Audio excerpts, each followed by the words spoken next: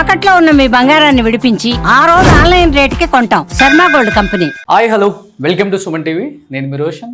So దాదాపు ఒక 7-8 నెలల క్రితం అమ్మక ప్రేమతో షో స్టార్ట్ చేసినప్పుడు కూడా ప్రత్యూష గారి మదర్ అండ్ బ్రదర్ ఇద్దరు కూడా ఆ షోలో పార్టిసిపేట్ చేసినప్పుడు అంటే కూతురికి ఆమె మీద ఉన్న ప్రేమ కావచ్చు, అక్కకి తన మీద ఉన్న ప్రేమ కావచ్చు, రెండు చూస్తున్నప్పుడు 24 సంవత్సరాలు అయిపోయింది ప్రత్యూష గారు మనందరినీ వదిలి వెళ్ళిపోయి. అయినప్పటికి కూడా వాళ్ళ ప్రేమ తగ్గలేదు. ఎట్ ది సేమ్ టైం వాళ్ళ ఫైటింగ్ కూడా తగ్గలేదు. ఎందుకంటే అక్క ఎలా చనిపోయిందో ప్రపంచం మొత్తానికి తెలుసు. న్యాయం జరగాలి, న్యాయం కోసం ఎంతో దూరమైనా మేము పోరాడుతామని చెప్పేసి అలా తల్లి కొడుకులు చెప్పిన విధానం చూస్తే యావత్ తెలుగు రాష్ట్రాల ప్రజలందరూ కూడా అందరూ కన్నీళ్ళు పెట్టుకున్న ఒక సిచ్యువేషన్. అండ్ తర్వాత జూబ్లీహిల్స్ ఎలక్షన్స్ టైంలో కూడా వాళ్ళ మదర్ వచ్చినప్పుడు సేమ్ ప్రత్యూష కేసు మేము మాట్లాడినప్పుడు డెఫినెట్గా సుప్రీంకోర్టులో అయితే మేము గెలుస్తామన్న ఒక నమ్మకం కూడా నాకు ఉందని చెప్పేసి ఆమె చాలా గట్టిగా చెప్పారు. అదే ఈరోజు నిజమైంది. ఎక్కడున్నా కానీ సిద్ధార్థ రెడ్డి లొంగిపోవాలి అని చెప్పి సుప్రీంకోర్టు అల్టిమేట్ జారీ చేసింది. కాబట్టి నిజంగా తల్లి కావచ్చు, అటు పక్కన తమ్ముడు కావచ్చు, చాలా హ్యాపీగా ఫీల్ అవుతున్నారు. అట్ ది సేమ్ టైం ఇంకా జరగాల్సిన న్యాయం ఇంకా బాగా జరిగితే బాగుండన్న ఒక చిన్న వెల్తి కూడా వాళ్ళకుంది. మనతో పాటు ప్రత్యూష బ్రదర్ ఉన్నారు. సో తనతో మాట్లాడి కనుక్కుందాం. బ్రదర్, లాస్ట్ టైం మీరు వచ్చినప్పుడు అండ్ తర్వాత అమ్మ వచ్చినప్పుడు అంటే ఒక మనిషి గురించి చనిపోయి ఇన్ని సంవత్సరాలైనా కానీ ఏంటి ఈ ఫైటింగ్ అసలు వీళ్ళకి? తన కూతురు మీద, తన అక్క మీద వీళ్ళు పెంచుకున్న ప్రేమను చూసి నిజంగా నేను ఫిదా అయ్యా ఫస్ట్. ఇలా కూడా ఉంటారా మన వాళ్ళు? ఎందుకంటే ఇవాళ రేపు చనిపోయిన వారానికి 10 రోజులకు మర్చిపోయి ఎవరి వర్క్స్లో వాళ్ళు ఉంటున్నారు. పెద్ద పెద్ద మర్డర్లు జరిగినా కానీ పట్టించుకోవట్లేదు ఇప్పుడు.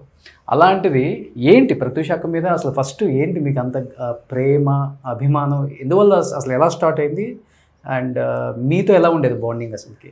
అంటే ఫస్ట్ మా అక్క మా వరకు అంటే చిన్నప్పటి నుంచి కావచ్చు, ఇప్పుడు కావచ్చు, ఇంకో 25 సంవత్సరాల తర్వాతనే మా ఇంటికి దేవత. మా ఇంటి దేవతని ఒక ఎత్తుకెళ్ళిపోయారు. సో మాకు దీపం ఆరిపోయినట్టు అయిపోయింది మా ఇంట్లో. మేము చీకట్లో బతుకుతున్నాం గత 24 సంవత్సరాల నుంచి.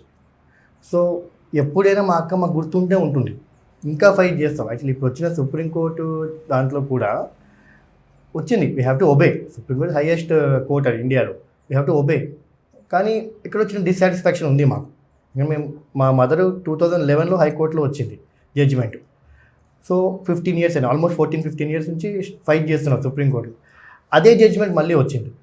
సో ఈ 14-15 ఇయర్స్ స్ట్రగుల్ అంతా ఒక విధంగా మాకేం కనిపించట్లేదు. మదర్ కష్టపడేందుకు అంటే ఫలితం లేదు, రిజల్ట్ లేదు దాంట్లో.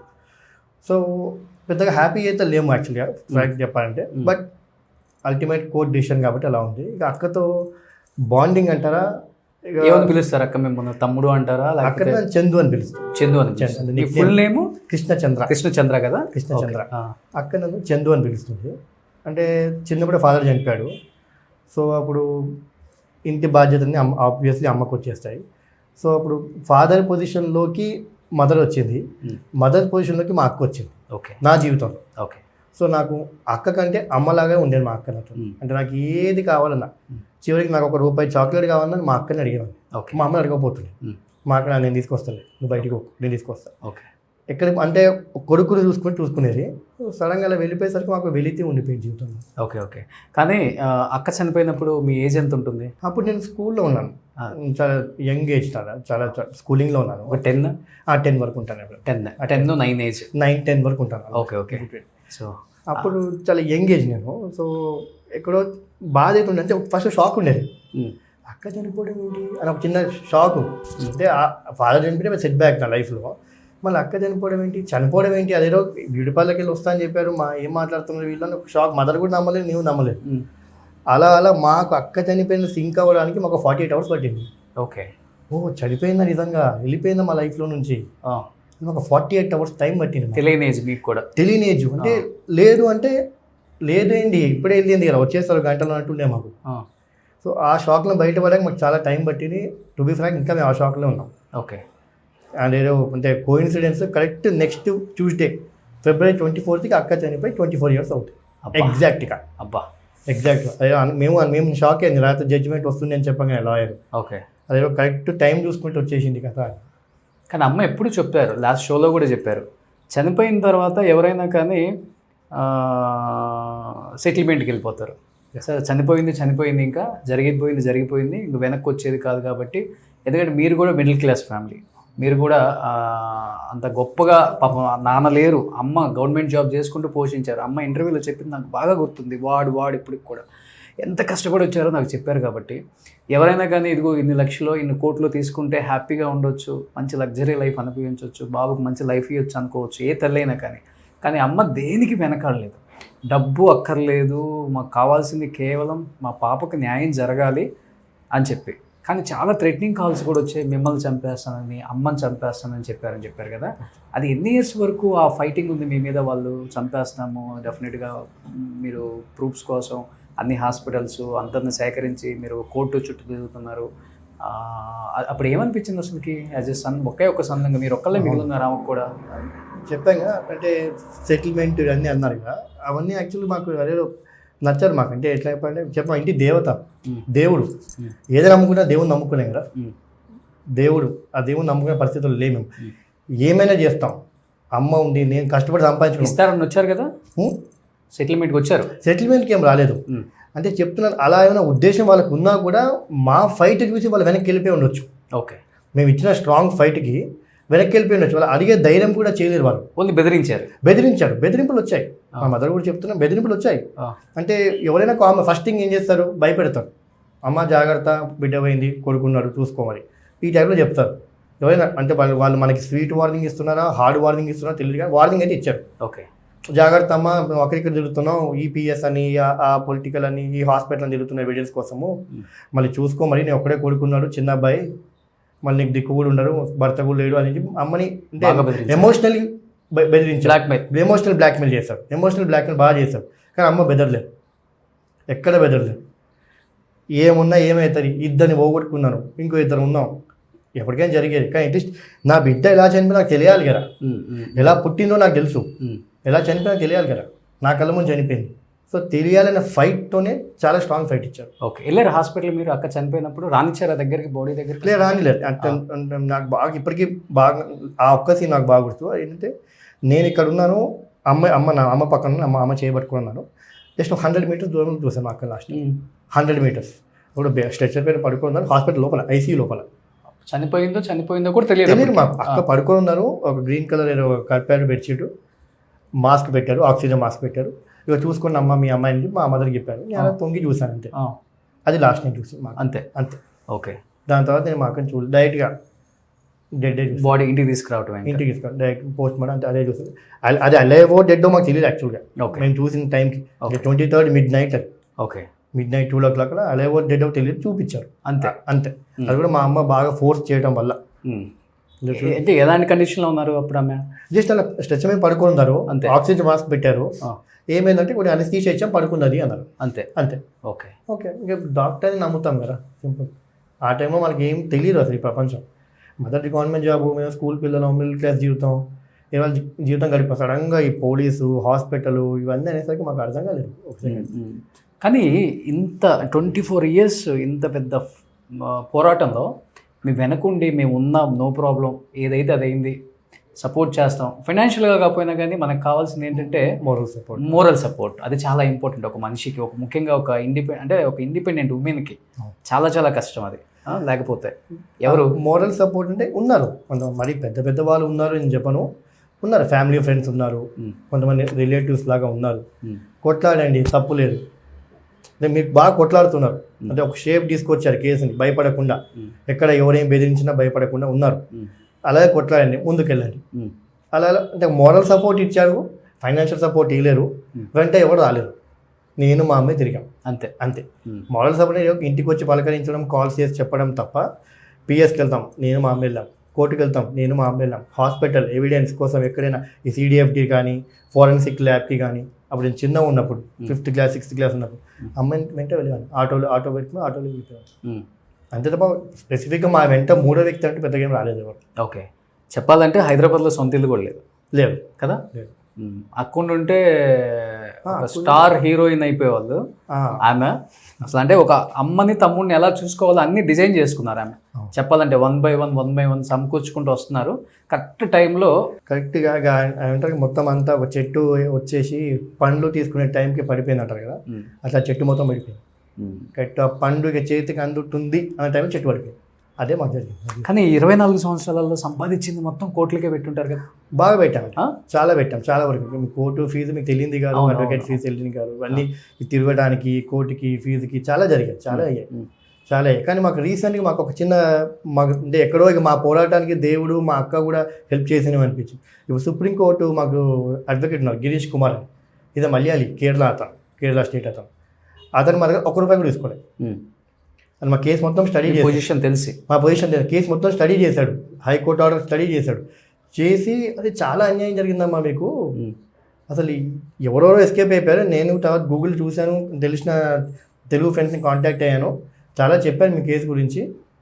ఓకే అమ్మా, on humanity basis I will fight for you, in fact I fight for daughter అని చెప్పి ఒక ₹1 కూడా తీసుకోకుండా మాకు ఫైట్ చేశాడు గిరీష్ కుమార్. ఓకే, ఇప్పుడు సుప్రీంకోర్టు అయితే సిద్ధార్థ్ రెడ్డి తొందరగా ఎక్కడున్నా లొంగిపోవాలని అయితే ఒక స్టేట్మెంట్ అయితే జారీ చేసింది. అంటే మీరేం ఎక్స్పెక్ట్ చేస్తున్నారు ఎగ్జాక్ట్గా? అంటే లొంగిపోమని చెప్పింది కానీ మీ సైడ్ నుంచి ఏం ఎక్స్పెక్ట్ చేస్తున్నారు అసలుకి? యాక్చువల్గా అయితే లొంగిపోమని చెప్పింది 4 weeks టైం ఇచ్చింది. 4 weeks వితిన్ 4 weeks సరెండర్ అని చెప్పింది. తను మేబీ ఇండియా లేకపోవడం వల్ల చెప్పుండొచ్చు. కానీ మేమైతే అయితే చెప్పాను, హైకోర్టు జడ్జిమెంట్నే సుప్రీంకోర్టు పాస్ చేశాడు, దట్ ఈస్ కరెక్ట్ అని తను ఏదైతే పెట్టుకున్నాడు పిటిషన్ టోటల్గా క్యాన్సిల్ చేయండి హైకోర్టు ఆర్డర్ అంటే అండ్ పిటిషన్ డిస్మిస్ చేసింది. మనం లైఫ్ ఇంప్రిజ్మెంట్ అడిగాం, యావజ్జీవ కారాగార శిక్ష అడిగాం. ఓకే, మొదలు అడిగింది అది జీవిత ఖైదు అడిగింది, కానీ అది ఇవ్వలేదు. తనకు కూడా ఎంకరేజ్ చేయలేదు, నువ్వు హ్యావ్ టు ఫేస్ అని చెప్పి తనకు కూడా చెప్పారు, మనకి ఇది ఇవ్వలేదు. ఓకే, సో ఫుల్లీ సాటిస్ఫైడ్ అని చెప్పలేము, కంటి తుడుపులా ఉంది. ఓకే, చెప్పాలంటే సిద్ధార్థ్ రెడ్డే కాకుండా చాలామంది బడా రాజకీయ నాయకులు పిల్లలు కూడా దీని వెనక ఉన్నారు, వాళ్ళ సపోర్ట్తో ఇదంతా జరిగింది. ఇన్ని సంవత్సరాలు ఈ కేసు నడవడానికి కూడా తీర్పు రాకుండా బడా రాజకీయ నాయకులు అండగా ఉండబట్టే అని చెప్తూ ఉంటారు కదా, దాన్ని మీరు నమ్ముతుంటారా? ఖచ్చితంగా నమ్ముతాను, అంటే ఖచ్చితంగా నమ్ముతాను. ఉన్నారు, 100% ఉన్నారు, పెద్దవాళ్ళు ఉన్నారు కాబట్టి మీరు అందరూ బతికే ఉన్నారా ఆ రాజకీయ నాయకులు? అందరు కొంతమంది ఉన్నారు, కొంతమంది వెళ్ళిపోయారు, వాళ్ళందరూ ఉన్నారు. ఇప్పుడు వాళ్ళ పేర్లు తీయడం అనేది పెద్ద ఇష్యూ కాదు, పేర్లు తీస్తాం, పేర్లు చెప్తాం, నెక్స్ట్ ఎవిడెన్స్ ఏంటి అని అడుగుతారు. మీరు అడుగుతుండొచ్చు, వేరే వాళ్ళు అడుగుతుండొచ్చు, ఏం ఎవిడెన్స్ ఉన్నాయి కదా అతని పేరు తీసాను అనమాట. మా ఎవిడెన్స్ లేదు, ఆ పేరు మేము చెప్పినా ఫాయిదా లేదు, ఉల్టా మా మీద వాళ్ళే పరువు నష్టం దావా వేస్తుండొచ్చు, డిఫమేషన్ కేసు వేస్తారు. సో ఆ పేరు చెప్పకపోవడానికి కారణం అంటే అదే, భయపడి కాదు, ఎవిడెన్స్ లేక. సో కేవలం సిద్ధార్థ్ రెడ్డి తీసుకెళ్ళటం వల్ల, వాళ్ళు ఎంకరేజ్ చేయడం వల్ల, వాళ్ళు ఎంకరేజ్ చేసి ఆమెని అత్యాచారం చేసి చంపేశారు, అంతే సింపుల్. మల్టిపుల్ పీపుల్ అనే వర్డ్ మదర్ ఫస్ట్ నుంచి వాడుతున్నారు. అవును, 24 years నుంచి మదర్ వాడేవాడిని ఒకరు కాకుండా చాలా మంది ఉన్నారు. కానీ అప్పటికే అన్ని సాక్ష్యాలు వెళ్ళిపోవడం సిబిఐ ఎంతమంది ఉండొచ్చు అంటే మీకు తెలిసినంత వరకు? మల్టిపుల్ పీపుల్ నాకు తెలిసి ఒక 4-5 members 4-5 members కలిసి ఉన్నారు. 4-5 members, దాంట్లో మిగతా 4 రాజకీయ నాయకులు పిల్లలే. అందరు రాజకీయ నాయకులు గారు కొద్దిగా బాగా రిచ్ పీపుల్ అని చెప్పొచ్చు. ఓకే, అంత రిచ్ పీపులే. ఓకే, రాజకీయ నాయకులు కాదు, కొంతమంది బిజినెస్ మ్యాన్ అలా ఉన్నారు, ఒకళ్ళిద్దరు రాజకీయ, ఒక దగ్గర పొలిటికల్గా ఉన్నారు, పొలిటికల్ ఇన్ఫ్లుయెన్షియల్ పీపుల్. కానీ ఎవిడెన్స్ లేవు, వాళ్ళ పేర్లు తీసినా వాళ్ళకి ఏం సిబిఐ కోర్టే ఏం చేయలేదు, సిబిఐని ఏం చేయలేకపోయింది. సిబిఐ కోర్టుకి వచ్చేసరికి 2007 ఆ టైంకి వచ్చేసరికి అప్పటికే ఏం లేవు. అంటే సిబిఐని కూడా 100% తప్పు పట్టినీకి ఇక్కడ ఉండరు, వాళ్ళకి పోలీసులు ఇచ్చిన ఏవైతే ఎవిడెన్స్ ఉందో దాని మీదనే వాళ్ళు ఇన్వెస్టిగేషన్ చేశారు. ఓకే, సో వాళ్ళకి ఏం లేకపోవడం వల్ల ఎవరిని ఏం చేయలేకపోయారు. అంటే ఇక్కడ మిస్ అయినా కూడా అక్కడ దొరుకుతారు దేవుని దగ్గర. సూపర్. నిజంగా కృష్ణ చైతన్యతో వన్ ఆఫ్ ద రీజన్ మాట్లాడించడానికి ఏంటి అంటే, తను కూడా ఇండస్ట్రీలో హీరోగా చాలా ట్రై చేస్తున్నారు, అండ్ చాలామంది కూడా తనతో చేయించాలి హీరోగా అని చెప్పి కూడా ఎంకరేజ్మెంట్ చేస్తున్నారు. కానీ ఎక్కడో చిన్న ల్యాగ్స్ ఉన్నాయి అన్నమాట. అండ్ ప్రత్యూష ఎంత బాగా యాక్ట్ చేస్తారు, అండ్ తను కూడా అంత బాగా యాక్ట్ చేస్తారు. ఇండస్ట్రీ తను కోల్పోయింది, తను బాగా ఎంకరేజ్ చేసింది, తెలుగు అమ్మాయి అయినా కానీ ఆ టైంలో ప్రత్యూష వచ్చిన టైం చాలా బాగుంది. చేసిన కొన్ని సినిమాలతోనే ఒక స్టార్ హీరోయిన్ ఇమేజ్ అయితే తను తెచ్చుకోగలిగారు, బికాజ్ అంత బాగా యాక్ట్ చేస్తారు. కాబట్టి కృష్ణ చైతన్యని కూడా అలానే ఎంకరేజ్ చేయండి. అండ్ ప్రతి ఒక్క డైరెక్టర్, ప్రొడ్యూసర్ చూస్తున్న వాళ్ళు ప్రతి ఒక్కరు కూడా చూడటానికి సేమ్ ప్రత్యూష లాగే ఉంటారు. తను కూడా చాలా కష్టపడుతున్నారు ఇండస్ట్రీలో. డెఫినెట్గా నేను కూడా అక్క లెగసీ కంటిన్యూ చేయాలని చెప్పేసి ఫస్ట్ నుంచి కూడా తనకి ఇంట్రెస్ట్ ఉంది. అండ్ ఇప్పుడు కూడా అంటే తను బయటకు వస్తే ఏం మాట్లాడితే ఏమవుతుందో అని ఒక చిన్న భయం ఉంటుంది కాబట్టి ఇండస్ట్రీలో డెఫినెట్గా. బట్ అక్కకు జరిగిన అన్యాయం కాబట్టి డెఫినెట్గా మాట్లాడాలని నేనే చెప్పాను కాబట్టి మాట్లాడుతాను అన్నారు. అండ్ ప్రతి ఒక్కరు కూడా ఎంకరేజ్ చేయండి. చెప్పారు కదా, 24 సంవత్సరాల నుంచి వాళ్ళు సంపాదించిన రూపాయి కూడబెట్టుకొని ఒక మంచి ఇల్లు కొనుక్కోవచ్చు, ఒక మంచి కారు కొనుక్కోవచ్చు, చిన్న చిన్న ల్యాండ్స్ కూడా కొనుక్కోవచ్చు. వాళ్ళ అమ్మగారు గవర్నమెంట్ జాబ్. బట్ అయినప్పటికి కూడా 24 సంవత్సరాల నుంచి వస్తున్న సంపాదన అన్నీ కూడా కోట్ల చుట్టూ న్యాయం కోసం, కూతురికి అన్యాయం జరిగింది, న్యాయం జరగాలని చెప్పేసి ఉన్న డబ్బులన్నీ ఖర్చు పెట్టుకొని ఇప్పటికీ అద్దెంట్లో ఉంటున్నారు అనే మాట ఎవరికి తెలియదు. నిజంగా వాళ్ళు కాబట్టి దాన్ని చాలా ఇష్టంగా, కూతురు మీద ఉన్న ప్రేమని ఇష్టంగా తీసుకొని ఇంత ఫైట్ చేశారు. కానీ వేరే తల్లిదండ్రులు కానీ వేరే ఎవరు కూడా ఇంత ఫైట్ చేయలేరు. 1 or 2 years ఫైట్ చేసి ఏదైతే అదేం చెప్పేసి అందరం కూడా రాజీ పడతాం. బట్ ఎక్కడ రాజీ పడకుండా సరోజిని గారు కావచ్చు, కృష్ణ చైతన్య కావచ్చు, చాలా కష్టపడి సుప్రీంకోర్టు వరకు వెళ్ళి ఆ తీర్పుని ఈరోజు పాజిటివ్గా వచ్చేలాగా చాలా కష్టపడి, ఎటువంటి రాజకీయ సపోర్ట్ లేకపోయినా, ఎటువంటి సినిమా బ్యాక్గ్రౌండ్ సపోర్ట్ లేకపోయినా కానీ, ఎటువంటి బిజినెస్ మ్యాన్ సపోర్ట్ లేకపోయినా, డబ్బు ఉన్న దాంట్లో కష్టపడి ఈరోజు న్యాయం కోసం కష్టపడ్డారు. న్యాయం గెలిచిందని చాలా సంతోషపడుతున్నారు. ఇంకా వాళ్ళ అడిగిన న్యాయం కూడా జరగాలని వాళ్ళు చాలా గట్టిగా చెప్తున్నారు. కాబట్టి ఇంకా మనం కూడా జరగాలనే కోరుకుందాం. But thank you so much Krishna. And wish you all the best. Thank you. మంచి సినిమాలు చేయాలి అండ్ అక్క లెగసీ కంటిన్యూ చేయాలి. అమ్మ కోరిక కూడా అదే, ఇండస్ట్రీలో మంచి క్యారెక్టర్స్ చేయాలని నువ్వు చూస్తున్న ప్రతి వాళ్ళు కూడా మంచి క్యారెక్టర్స్ ఇచ్చి ఎంకరేజ్ చేస్తారని మనస్ఫూర్తిగా కోరుకుంటున్నాను. Thank you so much. Suman టీవీలో మీ పర్సనల్ అండ్ బిజినెస్ ప్రమోషన్స్ కోసం కింది నెంబర్కి కాంటాక్ట్ చేయండి.